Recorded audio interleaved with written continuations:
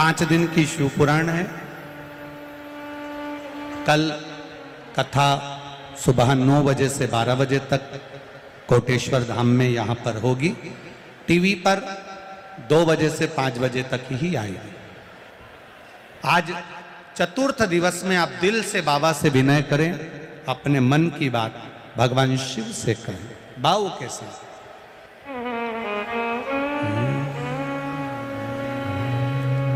श्री शिवा नमस्तु श्री शिवा नमस्तु श्री शिवा नमस्तु श्री शिवा नमस्तु श्री शिवा नमस्तु बोला सब दुख काटो हमारा ओ सब दुख काटो शिव शंकर जपू तेरी माला बोले बाबा जपू तेरी माला बोला सब दुख काटो मारा ओ बोला सब दुख काटो वैश्य मंगल मंगलकारी वैश्य मंगल मंगलकारी शमशान वासी हमारा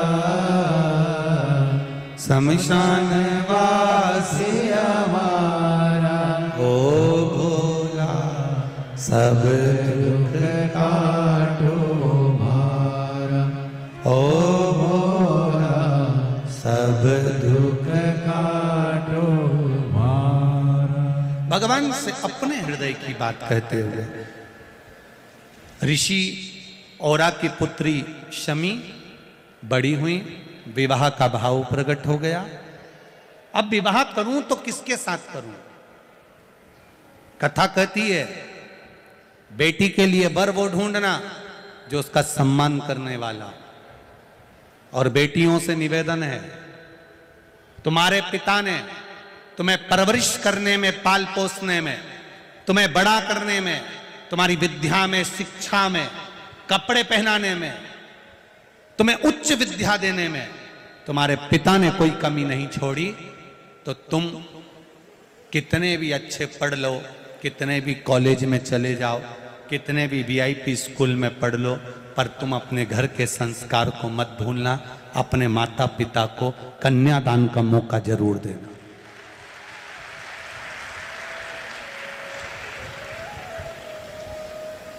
अपने माता पिता को कन्यादान का मौका अवश्य।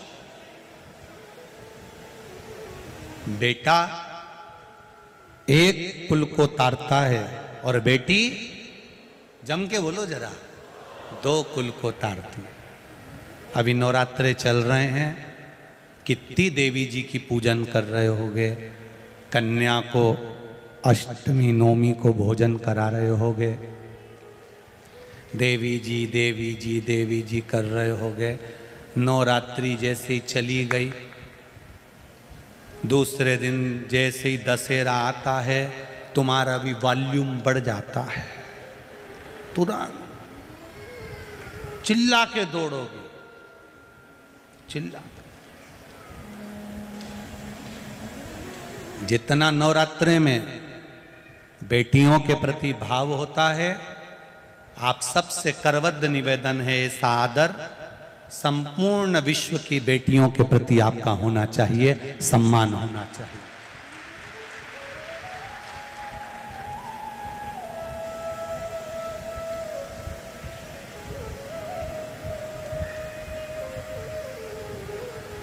महिला दिवस लोग मनाते हैं, खूब पुरस्कार भी बांटते हैं, खूब अच्छी अच्छी सामग्री भी बांटते हैं, पर सही महिला दिवस कब मनेगा? सर्वश्रेष्ठ महिला दिवस उस दिन मनाया जाएगा जिस दिन भारत की बेटियां आनंद के साथ अकेले भी किसी रास्ते से निकल जाए और किसी की गलत दृष्टि ना पड़े, उस दिन महिला दिवस की प्रधानता रहेगी। भय में नहीं।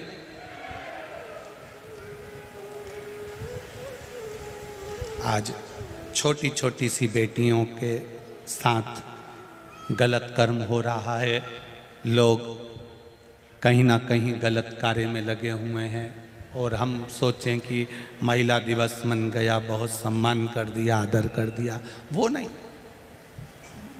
और आप सोच रहे होंगे कि प्रशासन, शासन ये गलत काम को रोक दे, तो ये प्रशासन के बस की बात नहीं, शासन के बस की बात नहीं। किसी शासन प्रशासन में वो बल नहीं कि गलत कार्य को रोक दे। गलत कार्य को रोकने की जवाबदारी आपकी अपनी खुद की है। अपने घर के बच्चों को जब हम श्रेष्ठ संस्कार देंगे तो ये पक्का है कि हमें प्रशासन की जरूरत ही नहीं पड़ेगी। हमारे संस्कारों में कमी है, हम कुछ अच्छा नहीं दे पाए। अगर आज छोटी सी बच्चियों के साथ गलत कर्म हो रहा है, छोटी बच्चियों को गलत दृष्टि से देखा जा रहा है, उस घर के बच्चों को सही संस्कार नहीं मिल पाए होंगे। आज बच्चे गलत मार्ग पर जा रहे हैं, उसमें सही सत्कर्म संस्कार नहीं मिल पाए होंगे। हमारी कमी है, हम उन बच्चों को संवारे। अपने बच्चों को एक लोटा जल देकर शंकर के मंदिर भेजना प्रारंभ करें। जिसके बच्चे बाल्यावस्था में एक लोटा जल लेकर शंकर के दरवाजे पर चढ़ते हैं, उस घर के बुद्धों को, बुजुर्गों को वृद्धाश्रम के दरवाजे नहीं चढ़ना पड़ता। हमारे घर के बच्चे जब वृद्धाश्रम में जाएंगे, हमारे घर के बच्चे जब शिव मंदिर तक जाएंगे, शंकर की चौखट तक जाएंगे, शिव के द्वार तक जाएंगे, तो यह निश्चित है कि हमको वृद्धाश्रम की चौखट पर नहीं जाना पड़ेगा। हमारे बच्चों को हम संस्कारों से विहीन कर देंगे।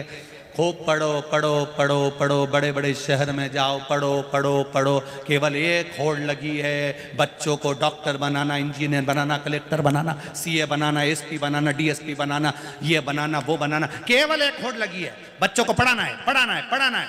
सुबह से शाम तक माता पिता भी ये कहते हैं पढ़ पढ़ पढ़ पढ़ पढ़। केवल एक होड़ लगी है कि पढ़ाना है, बस 10th करा दो, 12th करा दो, फर्स्ट ईयर करा दो, सेकंड ईयर करा दो, सीएस करा दो, ये करा दो। पर कोई माता पिता अपने बच्चे से ये अंदाजा लगा कर नहीं बैठे कि बच्चों से कहा जाए डॉक्टर बनना, इंजीनियर बनना, कलेक्टर बनना, एसपी बनना, एसडीएम बनना, सब बनना, पर उससे पहले संस्कारित बनना। क्योंकि मालूम पड़े मैंने जो बनाया, बनने के बाद तू मुझे पूछे नहीं, आदर नहीं करे, सम्मान नहीं करे, सत्कार नहीं करे, तो तेरा फिर बनना किस काम का हो? आदर तो करो, सम्मान तो करो। शमी को देखा और ऋषि ने विचार करा मेरी बेटी का विवाह करना है मुझे। शमी इतनी सुंदर थी, कई वरों का प्रस्ताव शमी के लिए आया। कई वरों का प्रस्ताव, कई बार तो शमी के सामने आकर खड़े हो गए, शमी मुझे तुमसे विवाह करना है। शमी ने कहा मेरा पिता मेरी दौलत है, मेरा बाबुल मेरा पिता मेरी दौलत है, मेरा पिता जो कहेगा मैं करूंगा।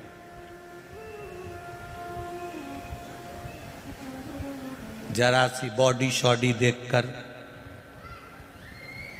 गाड़ी का 50 रुपए का पेट्रोल देखकर, नए नए लड़के गाड़ियां ले लेकर तुम्हारे सामने आ जाएं, बुड़ बुड़ करे। वो गाड़ी भी उनकी नहीं थी, सुधरने आई थी। तो उठा लाए थे और तुमको बॉडी शॉडी दिखाकर 50 रुपए की चाउमीन और गोलगप्पा खिलाकर तुम्हें गोल कर जाए, इस चक्कर में मत पड़ना। भारत की भूमि की बेटियां हो तुम, अपने माता पिता को नीचा देखने के लिए ये मत कर जाना कि माता पिता की दृष्टि नीची हो जाए। मेरे माता पिता शान से जिए हैं, सत्ता से जिए हैं, सिर ऊंचा कर कर जिए हैं। बेटी माँ बाप के कहने पर विवाह करे, माता पिता के अनुकूल चले। तुम पढ़ जाओ, लिख जाओ, खूब तुम्हारी दोस्ती हो, फ्रेंडशिप हो, मना नहीं, पर संस्कारों से बंधे रहना, संस्कारों से। कितना संस्कारों से विहीन हो गए हम लोग, कितना। कई जगहों पर हमने देखा कि ब्राह्मण हो, क्षत्रिय हो, वैश्य हो, शूद्र हो, कई जगह पर हमने देखा कि पति पूजन कर रहा है, पाठ कर रहा है, स्मरण कर रहा है, अर्चना कर रहा है, और पत्नी का मन एक मिनट भी, एक क्षण भी पूजन में नहीं लगता, नहीं। देवराज ब्राह्मण। Hi baby, why so let? Baby की गुडीज ले।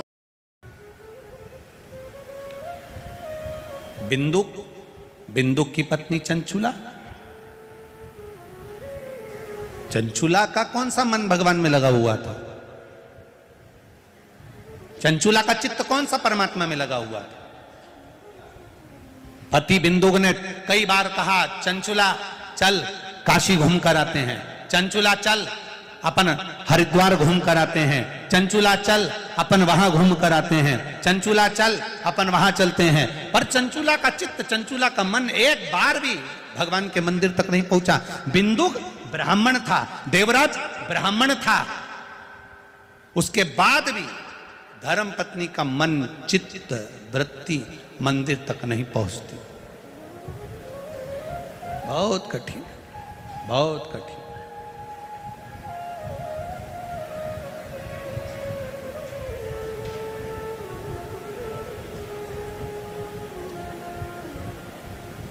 कितनी प्रियता की बात होगी, कितनी प्रसन्नता की बात होगी। तुम्हारे अलीराजपुर क्षेत्र में आंबुआ एक क्षेत्र है, वहाँ कुछ माताओं को शिवजी पे जल चढ़ाने नहीं दिया होगा, तो माताओं की वात्सल्यता देखिए कि उन माताओं ने अपनी कमाई में से थोड़ा थोड़ा 10-10 रुपया बचाकर एक शिवजी का ओटला बना लिया, उस पे शिवलिंग रख दिया, और माताओं ने अपने पैसे से गलत जगह ना लगाकर शिव का मंदिर तैयार कर कर उसमें आराधना करना प्रारंभ। चमड़े का जूता बनाने वाले संत रविदास जी के वंश के, साधारण वंश नहीं है, संत रविदास जी के वंश के। और उन माताओं ने कल सूचना आई कि गुरुजी शंकर जी का मंदिर बना लिया, क्योंकि कोई टोके, कोई कुछ बोले, कोई कुछ बोले। गुरुजी प्रेरणा दी आपने, हमने मंदिर बनाया, आप उस मंदिर के लिए कभी पधारें। हमने उनको कहा तुम चिंता मत करना, चर्मकार समाज ने जो मंदिर बनाया है उसकी ओपनिंग में हम जरूर पहुंचेंगे, पक्का है प्रयास। क्यों विषय? बड़ी मुश्किल से मंदिर के दरवाजे लोग जाना चालू करे हैं। मेरा सभी ब्राह्मण, संत, साधु, सन्यासी, तपस्वी, साधक, उपासक और मंदिर के जितने ट्रस्टी होते हैं, मंदिर के जितने भी चलाने वाले होते हैं, उनके चरणों को दंडवत प्रणाम कर कर एक ही निवेदन है, बड़ी मुश्किल तक एक एक बच्चा मंदिर तक जाना चालू करा है, इनको मंदिर से दूर मत करना। ब्राह्मण हो, क्षत्रिय हो, वैश्य हो, शूद्र हो, सबको मंदिर में जाने दिया जाए। जाति का भेद ना करा जाए कि ये ब्राह्मण है या क्षत्रिय है, ये वैश्य है, शूद्र है, ना ना, सब धर्म का व्यक्ति, सब वर्ण का व्यक्ति, सब जात का व्यक्ति मंदिर के अंदर प्रवेश करे। मेरा शंकर सबका, गरीब से गरीब का भी और अमीर से अमीर का भी। शिव जी के साथ उनका नाम है पशुपतिनाथ। क्या नाम है? जम के बोलो जरा। पशुपतिनाथ। पशुपतिनाथ का मतलब क्या होता है? जो पशुओं का भी नाथ है। एक एक कीड़ा, झिंगुर, इल्ली, पक्षी, पशु, जानवर, देवता, राक्षस, असुर, सबका वो देव है। उसी का नाम देव अधिदेव महादेव है। उसके लिए सब बराबर हैं, सब बराबर।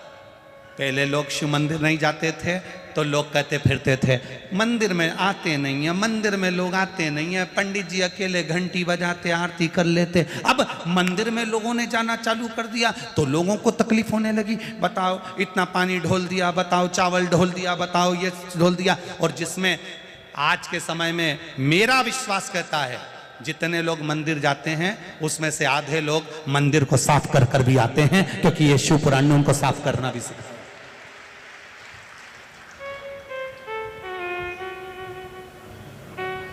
बड़ी मुश्किल से लोग मंदिर जाना चालू कर, बड़ी मुश्किल से सनातन धर्म एक हुआ है, बड़ी मुश्किल से सनातन धर्म जागृत हुआ है, बड़ी मुश्किल से दबा पड़ा था। दूसरे धर्म के लोग अपने अपने धाम में जा रहे थे पर लोग मंदिर नहीं जा रहे थे। शिव मंदिर तक लोग जाना चालू हुए। इनको तोड़ना मती, प्रयास करना। जितने जितने मंदिर हैं उन मंदिरों के जितने संचालक हैं उनसे हाथ जोड़कर निवेदन है, आपके मंदिर में आने वाले एक एक भक्त को आप अंदर आने दें, आराम से दर्शन करने दें, प्रेम से उनको जल चढ़ाने दें। कौन आता था आज से कुछ सालों पहले का निकाल कर रखना, इस मंदिर में कोई नहीं पहुंचता था, पर आज उन मंदिरों में अगर भीड़ बड़ी है तो शिव की कृपा से बड़ी है। उनको आने दो। ब्राह्मण हो, क्षत्रिय हो, वैश्य हो, शूद्र हो, सब आओ। मेरा महादेव किसी एक का नहीं, मेरा महादेव सबका है, सबका है। करो भजन।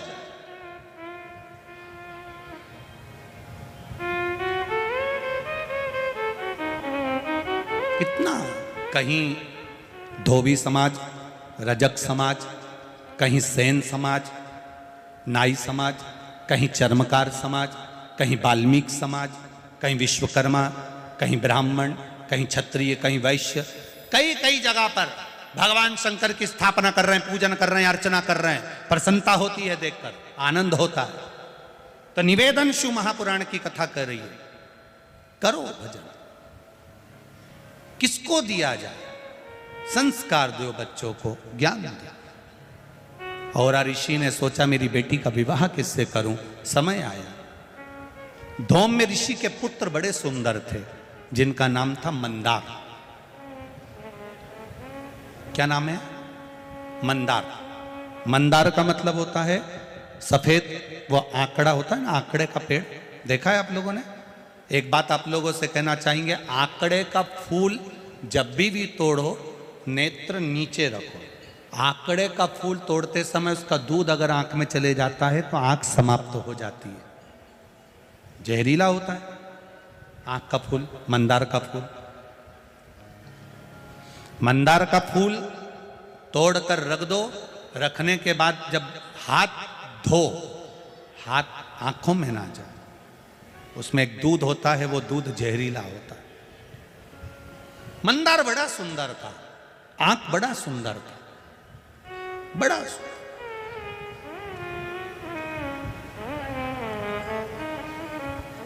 ये शिव जी का चौथा फूल है, मंदार का फूल। शिव जी का पहला पारिजात, दूसरा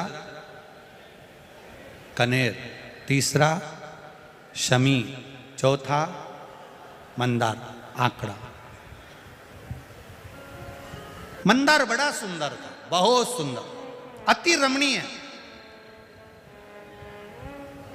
धौम्य ऋषि के पास में सूचना पहुंची और ऋषि ने जाकर निवेदन करा कि मेरी बेटी शमी का विवाह करना है। और ऋषि तुरंत जब मंदार के पिता धौम्य ऋषि के पास जाकर बोले कि मेरे को बेटी का विवाह करना है, धौम्य ऋषि ने हाँ भर दी और मंदार के साथ में शमी की शादी हो गई, विवाह हो गया। शमी का विवाह होने के बाद में जिस दिन विवाह हुआ उसके ठीक तीसरे दिवस मंदार वापिस विद्या अध्ययन करने के लिए अपने गुरु के दरवाजे पर चले गए। और जैसे ही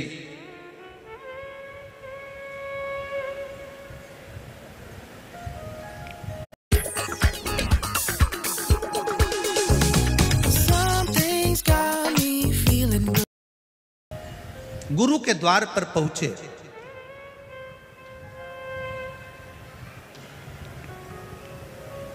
जाकर निवेदन करा।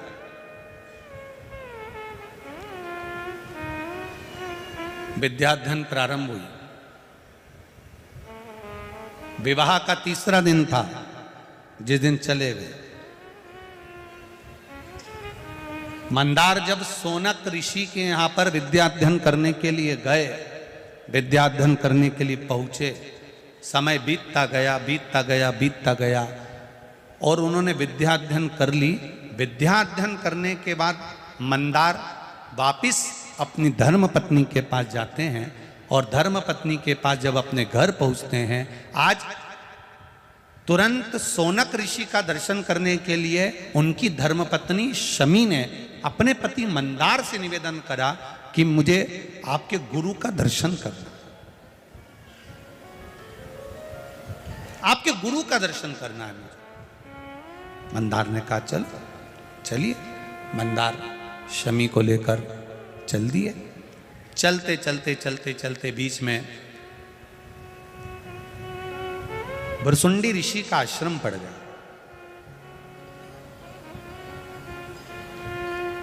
अब इनको मालूम पड़ा, शमी ने पूछा आश्रम बड़ा सुंदर लग रहा है, बड़ी सुंदर जगह है, इतना सुंदर आश्रम है, किसका आश्रम है? मंदार ने कहा यहां पर बरसुंदी बाबा रहते हैं, बड़े पहुंचे हुए संत है, पर आज तक मैं मिला नहीं हूं, आज तक मैं उनसे मिलना नहीं हुआ,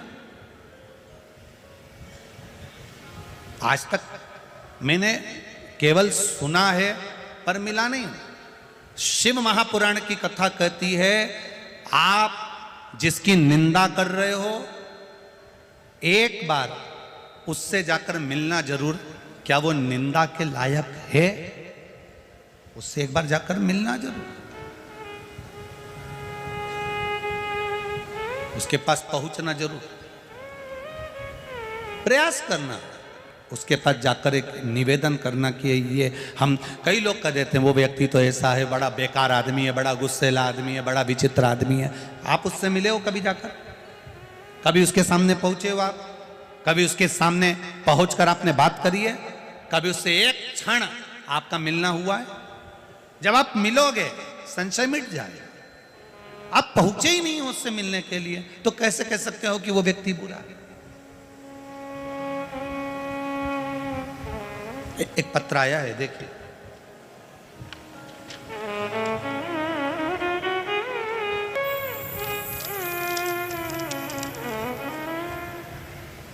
किरण शर्मा, पति सुनील शर्मा, स्थान नागदा जंक्शन।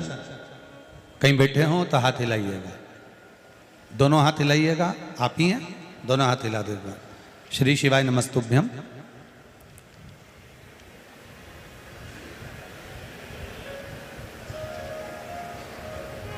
एक लाइन माता जी आपने बहुत अच्छी भजन की लिखी है, प्रभु तेरी छवि मेरे मन में बसी, कैसे डूबेगा वो तूने थामा जिसे।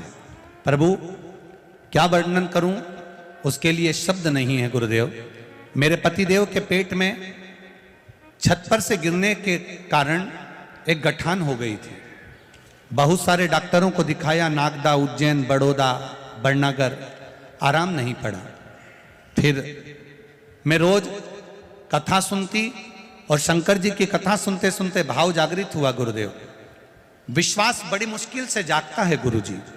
विश्वास जागा, शिव जी के मंदिर जाती, शिव जी पे चढ़ा हुआ जल लेकर आती, एक बेलपत्र बाबा को चढ़ा हुआ लेकर आ जाती, कुंदकेश्वर महादेव का नाम लेकर, शंकर भगवान का जल लेकर अपने पति को आचमन करा देती।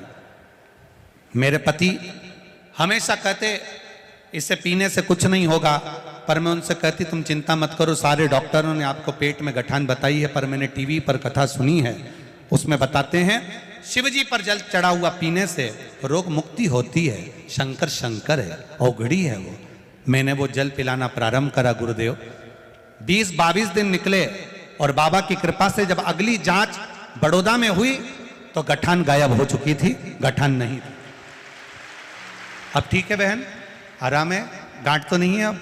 बस श्री शिवाय नमस्तुभ्यम, बैठिए। हर हर। एक पत्र और बड़ा सुंदर आया है,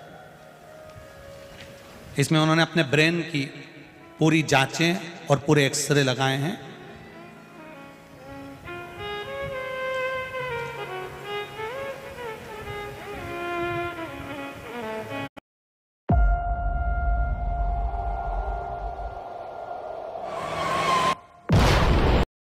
मेरा नाम संगीता चौहान है। मैं गांव नागौरा, जिला धार की निवासी हूं। कहीं बैठी हो तो हाथ हिलाइएगा, कहीं बैठी हो तो दोनों हाथ। आप ही हैं, दोनों हाथ हिला दो बहने से, दोनों हाथ ऐसे हिला दो एक बार। श्री शिवाय नमस्तुभ्यम। मेरा नाम संगीता चौहान है। मैं गांव नागौरा, जिला धार की निवासी हूं। मेरे पति को सर में दर्द बहुत दिनों से सिर में हो रहा था, तो इंदौर में दिनांक 27/1/2023 को दिखाया, अस्पताल में दिखाया। तो डॉक्टरों ने जांच के बाद ब्रेन में हेमरेज नामक बीमारी बता दी। ब्रेन हेमरेज बताया, ऑपरेशन के लिए कहा गया। खोपड़ी को काटना पड़ेगा, ऑपरेशन किया जाएगा, रिस्क बहुत ज्यादा है, ऐसा उन्होंने बताया। व्यक्ति ब्रेन हेमरेज होने पर कोमा में भी चले जाता है, इसलिए आप पहले विचार कर लें। कई बार व्यक्ति पागल सा हो जाता है, पलंग पर से उठ नहीं पाता, सुध बन जाती है, उसका ध्यान केंद्रित नहीं हो पाता। सब डॉक्टरों ने एक ही बात बताई गुरुदेव, हम समझ गए और उनसे बात कर कर जांचें कराकर दवाई लेकर घर आ गए। दूसरी बार फिर जांच कराई पर उसका कोई निर्णय नहीं निकला। उन्होंने कहा ऑपरेशन तो करना पड़ेगा क्योंकि ब्रेन हेमरेज है। हम बड़ौदा जाने का प्लान बना लिए और बड़ौदा चले गए। इंदौर से बड़ौदा गए। 31/1/2023 को हमने 27/1/2023 को दिखाया। 31/1/2023 को हम बड़ौदा निकल गए। बड़ौदा जाते जाते मेरे रिश्तेदारों ने कहा शिव पुराण आती है, जाते जाते मोबाइल पर सुन लो। हमने मोबाइल पर सुनते सुनते गए। एकांतेश्वर महादेव का आपने वर्णन करा। रोड के किनारे पर कहीं शिव मंदिर था, हमने उसकी पूजन करी और पानी की बोतल जो गाड़ी में थी वही चढ़ाकर चले गए। गुरुदेव पारुल अस्पताल बड़ौदा का, वहां पर इनकी जांच प्रारंभ हुई। जांच होते ही डॉक्टर ने कह दिया इनको ब्रेन हेमरेज है और खून के थप्पा जमा हुआ है, बड़ा ऑपरेशन हो सकता है, पर आप भगवान पर विश्वास करिए, भरोसा रखो। एक बार बड़ी जांच वापिस कर लेते हैं। हमने श्री शिवाय नमस्तुभ्यम का जाप करना प्रारंभ करा। श्री शिवाय नमस्तुभ्यम का जाप करते घबरा गए और जांच फिर हुई। फिर जांच करने पर मालूम पड़ा कि बड़ा ऑपरेशन, सिर को खोलने की जरूरत नहीं पड़ेगी, एक छोटा सा ऑपरेशन करना पड़ेगा, बस उसी से ठीक हो जाएंगे। 3 तारीख 2 महीना फरवरी का महीना 2023। गुरुदेव ये बहुत दूर का बाबा का आशीर्वाद नहीं, 2 महीने पहले का है गुरुदेव। और उनका ऑपरेशन जब डॉक्टर करने के लिए तैयार हुआ, जैसे ही बस छोटा सा ऑपरेशन करने के लिए तैयार हुआ तो डॉक्टर ने भी तुरंत आकर कह दिया कि उस ऑपरेशन की भी जरूरत नहीं और धीरे धीरे तुम्हारे पति ठीक हो गए, उनका सिर का जो थप्पा है वो ठीक हो गया।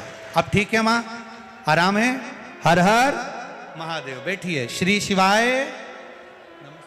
शिव तत्व इसी को, उसकी भक्ति, उसका विश्वास, उसकी दृढ़ता। छोटा सा ऑपरेशन कर कर खून के थप्पे को वहीं निकाल लेना, पूरे मस्तिष्क को ना खोलना। डॉक्टर भी कहता है ये किसी बाबा की कृपा के बिना, शिव कृपा के बिना, कोई दूसरा ही डॉक्टर बैठा रहता है वो अपने आप कर लेता है। उस जगह पर कोई दूसरा नहीं होता, केवल आपका विश्वास होता है शिव के प्रति। सोनक ऋषि के पास जाते जाते धर्मपत्नी ने कहा कि ये कौन का आश्रम है, ये कौन सा आश्रम है? कहा ये भुरसुंडी बाबा का आश्रम है, यहाँ एक बड़े मुनि रहते हैं, बड़े बड़े तपस्वी हैं। आज तक मैंने उनको देखा नहीं है, पर एक बार उनके दर्शन की अभिलाषा है। हम भी कई बार विचार कर लेते हैं, मिलने से पहले ना जाने कैसा होगा, ऐसा है वैसा है, यूं है यूं है। हम कजन कितनी व्यक्ति के लिए बात कर लेते हैं, पर निवेदन शिव पुराण की कथा कहती है, जब तक आप उस व्यक्ति से ना मिल लो तब तक अपने मुख से एक बार भी किसी की निंदा नहीं करना चाहिए, क्योंकि उसको पहले मिलो तो कि वो है कैसा। क्यों निंदा कर, क्यों बोलो?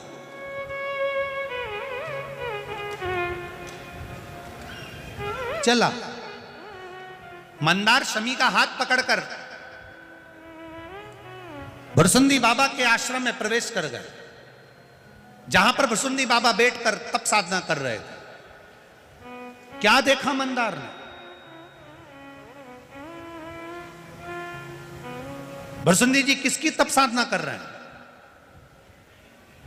विनायक, भगवान गणेश जी महाराज को भुरसुंडी बाबा सबसे ज्यादा चाहते थे, तो उन्हीं की आराधना करते थे। एक बार श्री गणेश जी महाराज भुरसुंडी बाबा पर प्रसन्न हो गए और उन्होंने वर मांगने को कहा, तो भुरसुंडी बाबा ने वर में केवल एक ही चीज मांगी थी, आपका जैसा विग्रह है वैसा विग्रह मेरा कर दीजिए। तो भुरसुंडी जी को भी हाथी का मुंह लग गया था, हाथी का मुख लगा। अब भुरसुंडी जी को भी हाथी का मुख लगा। मंदार और शमी ने जाकर जो दर्शन किया, दर्शन करते से ही मंदार और शमी उनका हाथी का मुख देखकर हंसने लगे, ठाका लगाने लगे, ठिठोली करने लगे, उन पर उपहास करने लगे। जब उन पर उपहास करने लगे और उपहास कर कर दो शब्द कहना चालू करा, शिव महापुराण की कथा फिर कह रही है, किसी को भी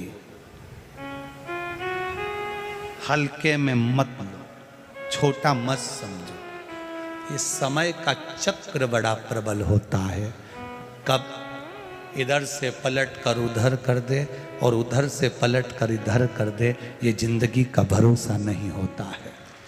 किसको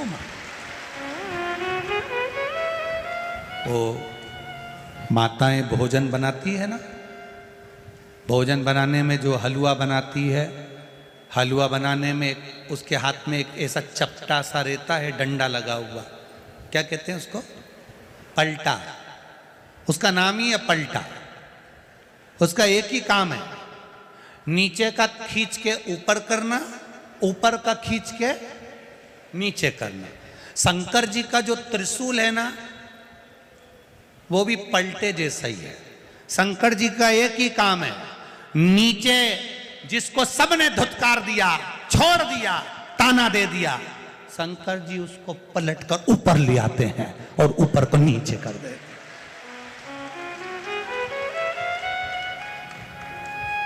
वो पलटे का काम ही यही है।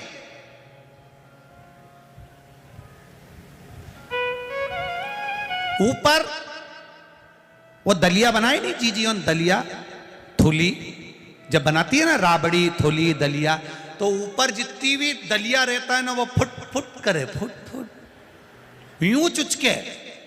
इतना में तो जीजी आई और उन्हें पलटा उठाया, और पलटा उठा के जो ऊपर का नीचे कर, यानी फुट फुट सब निकल गई। ले तो जो ज्यादा फुटके नहीं, तो महादेव पलटा चला के ऊपर का नीचे, नीचे का ऊपर खरीदते। इसलिए निवेदन है जीजियों, ज्यादा फुट फुट फुट फुट नहीं करना, ज्यादा नहीं फुटक, नीचे से चलाए ऊपर, ऊपर से चलाए नीचे। कब समय बदल दे उसका भरोसा नहीं है, कब किसको कहां लाकर पटक दे उसका भरोसा नहीं है। वो देव आदिदेव महादेव है, कब पलट जाता है उसका भरोसा नहीं, उसका भरोसा। अभी मंदार सुंदर थे, शमी सुंदर थी, पहुंच गए भुरसुंडी जी के यहां। हंस दिए, ठाका लगा दिए। इनको मालूम नहीं है कि इन्होंने गणेश जी से कहकर अपना विग्रह मांगा है, गणेश जी से उनका रूप मांगा है। तो गणेश जी ने उनको हाथी का मुख लगा दिया था, ये समझ नहीं पाए, हंस दिए, ठहाका लगा दिए, श्राप दे दिया भुरसुंडी जी ने। मैं तुम दोनों को श्राप देता हूं, दोनों वृक्ष बन जाओ, और वृक्ष भी ऐसे बनो जिसको ना पशु खाए ना पक्षी खाए, जहर कांटे तुम में सदा रहे। मंदार भी जहरीला हो गया, शमी भी कांटेदार हो गई। दोनों की काया सुंदर थी, इतनी सुंदर थी कि लोग उन पर मरते थे। अब ये स्थिति हो गई कि मंदार जहरीला हो गया, इतना जहरीला कि पशु पक्षी भी ना खाएं। आकड़ा का पौधा बन गया जिसको पशु पक्षी भी ना खाएं। शमी कांटों से लदालूम हो गई, जो किसी काम की ना हो। दोनों वृक्ष बन गए, दोनों वृक्ष बन गए। 4 महीने हो गए। सोनक जी को मालूम पड़ा कि मेरा चेला अपनी बहू को मिलाने के लिए मेरे पास आ रहा था, कहाँ रह गया। सोनक जी ढूंढते ढूंढते पहुंच गए भुरसुंडी जी के यहाँ। भुरसुंडी जी, मेरा चेला मंदार अपनी धर्मपत्नी शमी के साथ आ रहा था, ना जाने कहाँ चले गया, दिखता नहीं है, मिलता नहीं है। भुरसुंडी जी ने कहा उन्होंने मेरी हंसी उड़ाई थी, इसलिए मैंने उनको पौधे बना दिया, वृक्ष बना दिया, पेड़ बना दिया। तुरंत सोनक जी हाथ जोड़कर बोले, उन्हें श्राप से मुक्त कर दो ना, गलती हो गई उनसे, श्राप मुक्त कर दो। सोनक जी ने जब भुरसुंडी जी से कहा, मैं श्राप से मुक्त नहीं कर सकता, पर जिनकी मैं आराधना करता हूं श्री गणेश जी महाराज, वो इनको श्राप से मुक्त कर सकते हैं। सोनक जी और भुरसुंडी जी दोनों गणेश जी के पास गए। गणेश जी, शमी और मंदार, इन दोनों को आप क्षमा कर दो। गणेश जी ने कहा, इसने मेरे शिष्य की हंसी उड़ाई है। पेड़ तो रहेंगे, पौधे तो रहेंगे, पर मैं वर प्रदान करता हूं,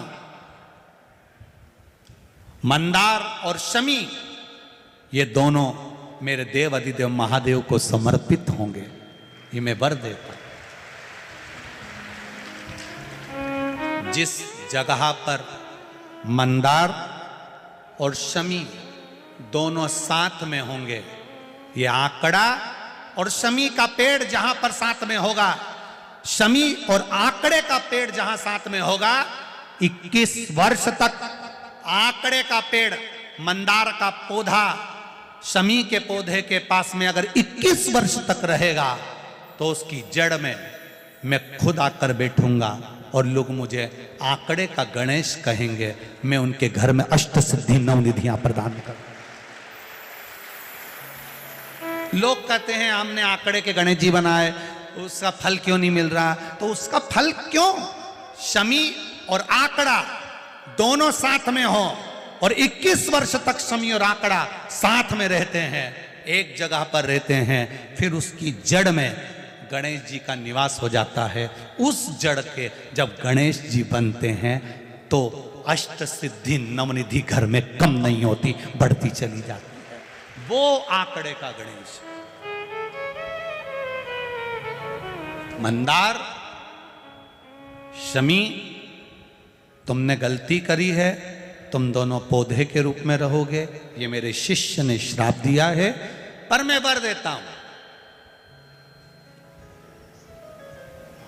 मेरी आराधना करने वाले, गणेश जी कहते हैं मेरी आराधना करने वाले, शमी का पत्ता, शमी का पुष्प, मंदार का पुष्प जब मुझे लाकर देंगे, दोनों साथ में दुर्वा के साथ मुझे समर्पित करेंगे, मैं उनकी मनवांछित फल की पूर्ति कर दूंगा, उनको आंच नहीं आने। ये मंदार आंखों से जल बहाता हुआ कहता है, हम क्या वृक्ष की योनि से छूटेंगे नहीं? हम क्या कभी वृक्ष योनि से समाप्त नहीं होंगे? गणेश जी ने कहा, मंदार, शिष्य का श्राप है, वो तो तुम्हें वृक्ष योनि में रहना पड़ेगा। पर तुम भले किसी से मिलने जाओ मत जाओ। गणेश जी कहते हैं पर मंदार और शमी 33 कोटि देवी देवता तुम दोनों की जड़ में, तुम दोनों के पास सदा विराजमान रहेंगे। वो शमी, वो मंदार, एक मंदार का पुष्प। आपको कई बार कथा में कहा कि जब संतान की, इसमें कई पत्र हैं संतान की प्राप्ति के, कोई के 12 साल हो गए, किसी के 8 साल हो गए, किसी के 10 साल हो गए, किसी के 6 वर्ष हो गए। ये कोई माता ने लिखा है, उर्मिला शर्मा बदनावर धार मध्य प्रदेश की हैं, उन्होंने लिखा 6 वर्ष तक संतान नहीं थी। ऐसे कई पत्र हैं जिसके 12 साल, 8 साल, 10 साल संतान नहीं। तो क्यों कहा इस व्यासपीठ ने कि सफेद आंकड़े की जड़ लेकर तुम रुका जी पर से 21 बार घुमाकर कमर में बांधने का क्यों कहते? क्योंकि स्वयं गणेश जी महाराज कर रहे हैं, स्वयं गणेश जी कर रहे हैं, मंदार शमी तेरी जड़ में मैं सदा विराजमान रहूं। जिस कामना से लोग तुमको समर्पित करेंगे उस कामना से मैं उसको फल प्रदान कर दूं, उस कामना से। अब मंदार का जो पुष्प होता है, आंकड़े का जो फूल होता है, एक सफेद कलर का भी होता है और एक गुलाबी कलर का भी होता है। देखा है आप लोगों ने? बोलो जम के बोलो, देखा है ना? गुलाबी कलर का जो पुष्प होता है वो आप मंदार का, आंकड़े का जो गुलाबी कलर का पुष्प होता है आप टीवी पे देख रहे होंगे, एक सफेद देख रहे होंगे, एक मंदार का गुलाबी फूल, नीला कलर का फूल देख रहे होंगे। जो नीला कलर का जो पुष्प होता है, गुलाबी कलर का जो आंकड़े का फूल होता है, प्रयास करना जब किसी विषम परिस्थिति में फंस गए, विषम परिस्थिति, जब आपको लग रहा है कि मुझे बहुत भय लग रहा है, कुछ बुरा होने वाला, आपको लग रहा है आज मेरी उल्टी आंख बहुत फड़क रही है, कुछ गड़बड़ होने वाला है, आपको लग रहा है मेरी सीधी आंख फड़क रही है, कुछ गड़बड़ होने वाला है, तब केवल वो नीला जो गुलाबी पुष्प है मंदार का, उसको कहीं से लाकर शिवालय में अशोक सुंदरी वाली जगह पर स्पर्श कर कर शिवलिंग पर आप चढ़ा दीजिए। आपकी विषम परिस्थिति कैसी भी होगी वो रास्ता बनाकर बाहर निकल जाएगी, आपको फंसना नहीं, परेशान नहीं। मंदार आंकड़ा, सफेद आंकड़े का पुष्प भी भगवान शिव को समर्पित होकर फल देता है। आज कथा तक अपन ने कितने फूलों को जान लिया? 4 पुष्प, एक पुष्प और बचा है। 5 दिन की कथा पूरी नहीं सुनी, कल की कथा श्रवण कर कर अपने जीवन को धन्य बनाओ, सार्थक बनाओ और अपने जीवन को आनंदित बनाओ। श्री गणेश जी महाराज रिद्धि सिद्धि के साथ पधार रहे हैं, जोरदार ताली बजाएं गणेश जी महाराज के। रिद्धि सिद्धि वापिस श्री गणेश जी महाराज को अपनी जयमाला चढ़ा रही हैं। गणेश जी रिद्धि सिद्धि के कंधे पर अपना हस्त कमल रख रहे हैं। हर हर महा